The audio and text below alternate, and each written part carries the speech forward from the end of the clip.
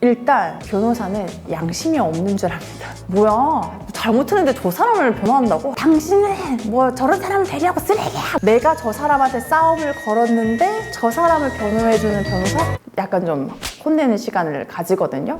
이상한 사례는요, 약간 최악과 이상한 거에 경계에 있거든요. 아내의 의부증이 심해서 이혼을 하는 의뢰인분이었거든요. 어느 정도로 심했냐면요, 저랑 법률 상담을 받을 때에도요, 전화가 한 100통 200통 오는 거예요. 받을 때까지. 안 받으면 문자가 어디야, 뭐해, 너 여자 만나, 뭐해? 연락이 안 되면 난리가 나고 회사 생활을 할 수 없을 정도로 엄청 의부증이 심했거든요. 법원에서 조정기일이 잡혔어요. 당사자가 하는 합의기일이 조정기일이거든요. 그래서 제가 저희 의뢰인과 같이 출석을 했고, 상대방 여성분이 그쪽 변호사님하고 같이 출석을 했어요. 그런데 그 법원 앞에서 그분이 당신이 내 남편 꼬셔가지고 이혼하는 거지? 하면서 완전 소리를 지르면서 당신이 내 남편을 꼬셔서 그러는 거다 막 이러면서 막 하시는 거예요. 그 장면을 법원에서 계신 조정위원들도 다 목격하고 하니까 저희가 주장하는 의부증을 좀 더 확실하게 인지하게 되신 거죠. 그래서 저희한테는 유리했지만 제 입장에서는 너무 당혹스러운 거죠. 제가요, 제 입장도 좀 생각을.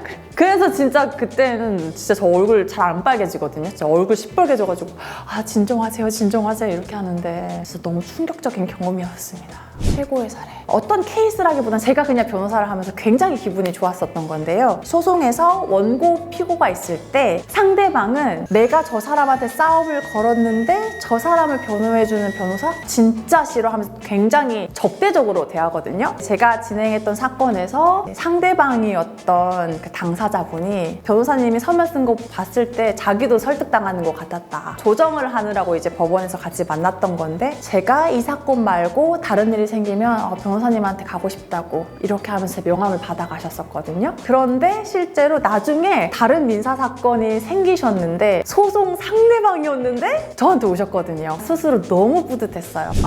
괜찮은 점은요, 변호사가 그것도 몰라. 저 이 말이 제일 싫어요. 변호사라고 해가지고 모든 걸 다 알고 있지 않거든요. 뭐 사업안전 보호법 이런 거는요, 일을 해보지 않은 이상은 그 조문을 하도 많이 바뀌기도 하고 실질적으로 일반 민형사 사건에서 다루지도 않기 때문에 드라마 보면 이런 거 있잖아요. 형법 제 몇 조 뭐 한다 이런 거 다 머릿속에 넣어가지고 다니지 않거든요. 변호사는 법률과 관련한 대답 자판기로 생각하시는 분들이 많아요. 그래서 나래야 이거 뭐야? 했는데 그건 나도 잘 모르겠는데 검토해봐야겠는데 이렇게 말씀드리면 아니 변호사가 그것도 몰라? 이렇게 되는 거예요. 그래서 그럴 때에는 괜히 모르는 게 당연한 건데 약간 스크래치도 있고, 그리고 연락 한 번도 안 하다가 필요할 때만 갑자기 연락해가지고 이거 좀 처리해주면 안 돼? 이렇게 하면은 저도 사람인지라 평소에 교류도 없다가 필요할 때만 연락을 하는 건가?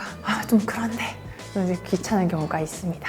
변호사 때는 부당한 대우를 잘 받지 않습니다. 물건 사서 환불하는 절차라든지 숙박업소로 예약했다가 취소해야 되는 경우가 있다든지, 사실은 일반인 분들은 똑같이 법률적인 얘기를 해도 상대방이 배째 이러면서 막무가내로 하는 경우가 굉장히 많거든요. 왜냐하면 이제 다투는 금액에 비해서 법률적인 조치를 취하기 위한 비용이 더 크게 들기 때문에 일반적으로는 더럽다, 치워 이렇게 하는 경우가 많아서 막 배째 하는 경우가 많은데, 제가 이제 명함 한 장을 내밀면서 이렇게 처리하시면 안 될 것 같은데 이렇게 하잖아요. 그러면 변호사님이셨구나. 그러면 원만하게 해결해야죠. 이렇게 해서 부당하게 대우를 받는 일이 잘 없습니다.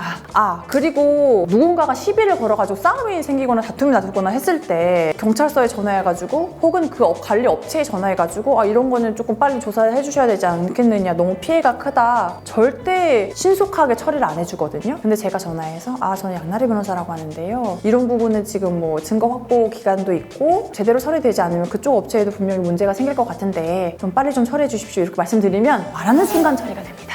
그래서 그런 점은 굉장히 좋습니다.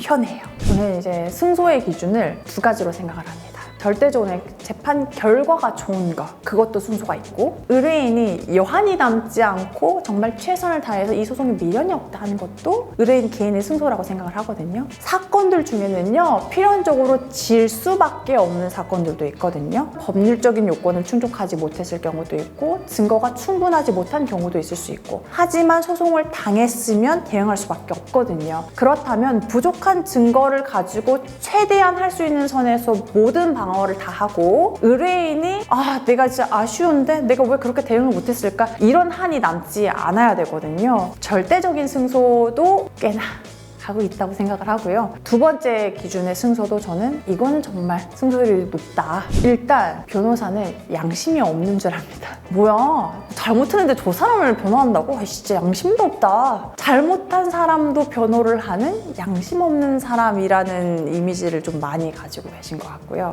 당사자들은 소송을 할 때 감정이 되게 격해져 있잖아요. 변호사끼리는 알아요. 이거는 그냥 단순히 업무일 뿐이다 이런 걸 아는데, 가령 제가 피고 대리를 하고 있다고 하면 원고는 피고도 밉지만 피고를 대리하는 저도 미운 거예요. 피고가 없고 저만 와가지고 이제 할 수가 있잖아요. 왜냐면 피고는 변호사가 선임되어 있으면 재판에 출석하지 않아도 되거든요. 원피고 모두 다. 그러면 처음부터 끝까지 모든 순간에 저를 엄청 째려보십니다. 제가 이제 지인분들, 변호사 지인분들하고 식사를 하거나 수다를 떨거나 해보면 이런 일들은 다들 모두 기본적으로 다 겪고 계시고, 법원 통로에서 당신은 뭐 저런 사람 대리하고 쓰레기야 뭐 이런 욕을 먹는 분들도 계시고, 변호사는 약간 숙명처럼 진짜로 억울한 사람을 변호해야 될 때도 있지만 누가 봐도 잘못한 사람을 변호해야 될 때도 있거든요. 그런데 저도 사람인지라 조금 성질이 날 때가 있습니다. 너무너무 죄스럽고 잘못했다는 걸 알지만 그래도 좀 겁이 나서 변호사님이 도와주셨으면 좋겠습니다.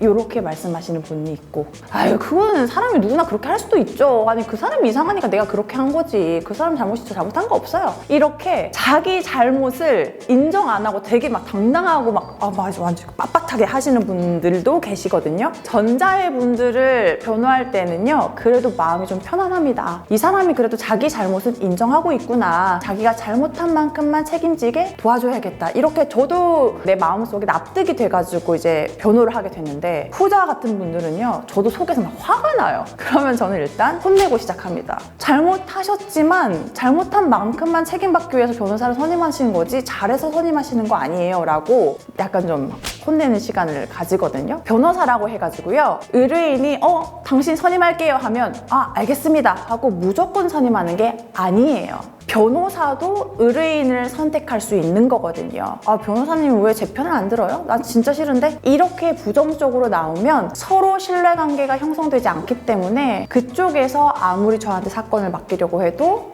저는 사건 진행하지 못할 것 같습니다 라고 하고 돌려보내는 경우가 있거든요. 충분히 대화를 시도했음에도 불구하고 이제 전혀 상대방의 말을 받아들이지 않으신다 하면 그러면 선임을 하지 않고 있습니다. 자기가 원하는 대로 해주면 돈 준다라고 했을 때 그래 내가 돈만 그래 이거 해가지고 돈 받고 그냥 원하는 대로 해주고 결과 안 좋으면 저 사람 탓이라고 해야지, 이렇게 하면 돈만 벌 수 있겠지만 저는 그러면 변호사 생활을 오래 못할 것 같거든요. 마음에 병나서.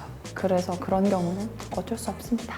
저희가 양심이 없어서 그런 게 아니고 변호사의 업무적인 특성 때문에 그런 거지, 뭔가 도덕적인 기준이 없다거나 돈만 벌면 장땡이라거나 그런 사람들은 여러분 절대 아닙니다.